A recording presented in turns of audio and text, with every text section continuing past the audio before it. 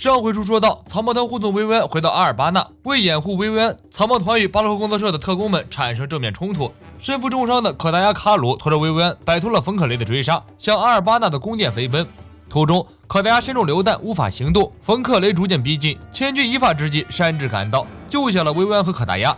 另一边，在东南城门，乔巴和乌索普与打地鼠组合的战斗也开始了。打地鼠组合配合默契，招式几乎无解。本回就来看一下乔巴和乌索普如何巧妙应对。鼹鼠女将这片区域的沙子地挖得千疮百孔，狗子火箭筒瞄准乔巴和乌索普，接连发射几枚炸弹，两人分别跳到两边躲开。棒球小子爬出来对准乔巴猛击炸弹，乔巴准备放手一搏，舍命向棒球小子冲过去。这个家伙虽然力气大，但行动迟缓，只要将他一击撂倒就可以扭转战局。但乔巴跑着跑着，脚踝被鼹鼠女死死抓住，乔巴动弹不得。眼看炸弹袭来，乔巴急中生智，恢复原形，侥幸躲过一劫。当乔巴再次变身向鼹鼠女和棒球小子发动攻击时，两人又躲进了地洞里。好家伙，游击战打得溜得一批。这时乔巴发现乌索普神秘消失了，不知道又躲到哪里，准备搞奇袭。果然，关键时刻乌索普是绝对不会让人失望的。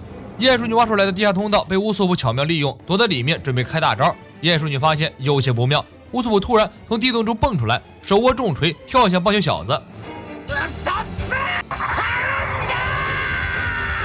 标记着武器的大铁锤重重砸在了棒球小子肥大的脑袋上，棒球小子当即失去知觉。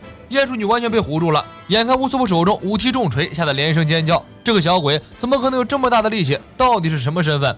乌索普论吹牛可从来没输过，可以精准地抓住敌人的心理波动。见鼹鼠女慌了，乌索普甚至说道：“我是闯荡于世界海洋，踏过无数名声显赫的劲敌尸体，击沉不计其数的战船的男子，人称破坏之王，颤抖吧凡人！”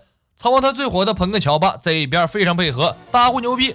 二人一唱一和，一捧一逗，把鼹鼠女忽悠得一愣一愣的，一时难辨真假。而且最让乌索普感觉不可思议的是，那个肥头大耳的棒球小子居然真的一动不动，好像被敲晕了。如此一来，乌索普强者无敌的效果拉到最满，鼹鼠女根本不敢小瞧。去死吧，鼹鼠女！尝尝5吨的铁锤吧！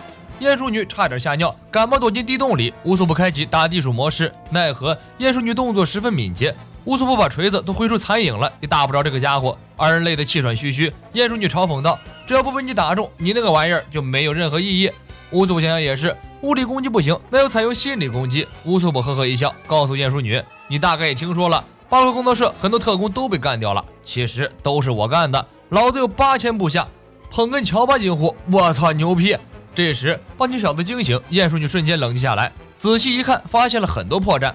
棒球小子被武器的铁锤击中，居然毫发无伤，头上连个包都没有。狗子火箭筒一炮轰碎了乌索普手中的铁锤，原来是用纸将上下2个平底锅糊上的道具。乔巴表示失望，乌索普大喊：“我怎么可能拿得动5体的东西？5公斤我就已经累翻了。”鼹鼠女恼羞成怒，自己差点被一个小骗子吓尿。无论如何，这个面子也要挣回来。鼹鼠女跳进地洞，销声匿迹。战场突然进入诡异的安静，乌索普脚下的沙子慢慢出现一个坑洼，鼹鼠女猛然跳出，给了乌索普狠狠的一巴掌。狗子火箭筒对着乔巴喷射出一大群爆炸棒球，棒球小子将这些炸弹全部击向乔巴，这样的数量根本躲不开。乔巴被逼入绝境，推下一颗蓝波球，放手一搏，只能赌上这3分钟。3分钟之内找到破解敌方招式的方法，蓝波球脑力强化。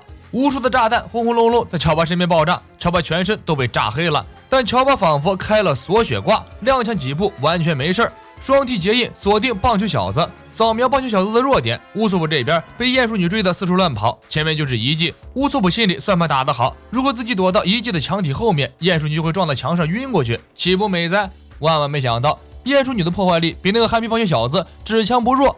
几个爪击下去，遗迹瞬间坍塌，乌索普被淹没其中。乔巴由于担心乌索普暂时分了神，被爆炸棒球再次击中。不过没事，只要有信念就可以扛住。乔巴稳住心神，继续扫描棒球小子。经过不懈努力，乔巴终于找到了打地鼠组合的弱点。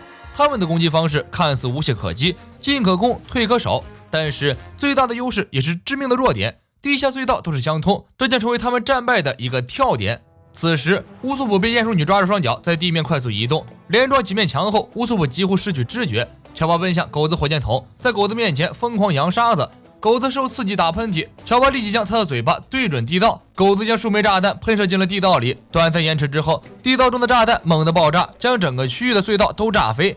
鼹鼠女和棒球小子被爆炸波及，不过这点伤害还无法打败他们。乌索普心态炸裂，这种级别的敌人还打个屁呀，根本毫无胜算。鼹鼠女冲过去抓住乌索普的双脚，嘲讽道：“船长那么弱，船员是菜鸡也正常。”一句话触碰到了乌索普的逆鳞。路飞他怎么了？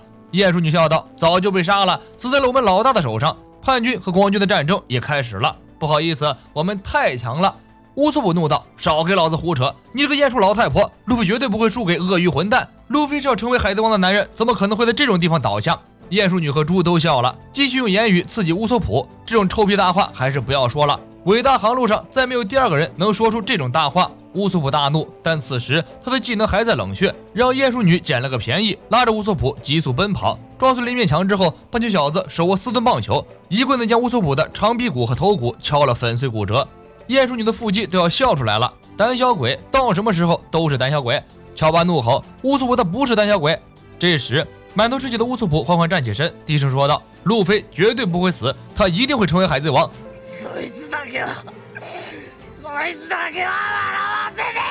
鼹鼠女抓住乌索普，再次冲向棒球小子。乔巴用脚力强化，跟在鼹鼠女身后。两人不仅说相声配合得好，打架的配合也是一流的。乌索普瞄准棒球小子，一招烟雾弹，棒球小子暂时失去视野。接着乌索普脱掉鞋子，脱离了鼹鼠女的爪子。乔巴冲过来，拖起鼹鼠女向前猛冲。这棒球小子脑子里的蛋白质全长手臂里了。见有人影冲过来，二话不说，全力一击，一招憨屁全雷打，将鼹鼠女直接打飞。接着乌索普瞄准棒球小子，射出小锤锤，小锤锤击中棒球小子胸口，击碎了棒球小子的锁血 buff， 将他直接打倒。阿尔巴纳战役王宫东南门，乔巴和乌索普组合完胜。阿尔巴纳城内，叛军国王军打得十分激烈，这场面也是寇沙不想看到的。他想铤而走险，独自一人穿越国王军的防线，冲进王宫，挟持国王寇布拉，逼他投降。唯有这个办法才能终止流血战争。此时薇薇安已经成功到达了国王军的地盘，守备的士兵认出了公主。薇薇安要求立刻带他去见加卡，他有一事必须请加卡完成。公主发令，岂能不从？国王军不敢耽搁，立即将薇薇安护送到了王宫里。薇薇安见到加卡，废话不多说，要求加卡立即将王宫破坏掉，几秒钟之内，只要能吸引所有人的注意力就好，剩下的我来处理。薇薇安此言一出，立即引起周围士兵们的不满，这是何等荒唐、何等任性的做法！这可是有着4000多年历史的宫殿呀，怎么可能说破坏就破坏？请你打消这种愚蠢的想法。有人说：“加卡大人，请不要做出错误的判断，如果国王在的话，一定不会允许这种愚蠢的行为。”大家七嘴八舌，但这也可以理解。不光大家不同意，加卡本人也无法理解薇薇安的想法。如果将宫殿破坏掉，那就相当于宣告国家灭亡了。薇薇安平静地说：“这个宫殿能代表阿拉巴斯坦吗？阿拉巴斯坦王国是现在那些正在自相残杀的人民呀！正因为有他们在这里，才可以被称为是国家。只要是能够阻止这场战斗，什么办法都可以。”薇薇安的几句话让加卡大为震撼。因为寇布拉国王曾经说过几乎一样的话，我们所要保护的不是城堡，而是这个国家的国民。听好了，国家就是人民。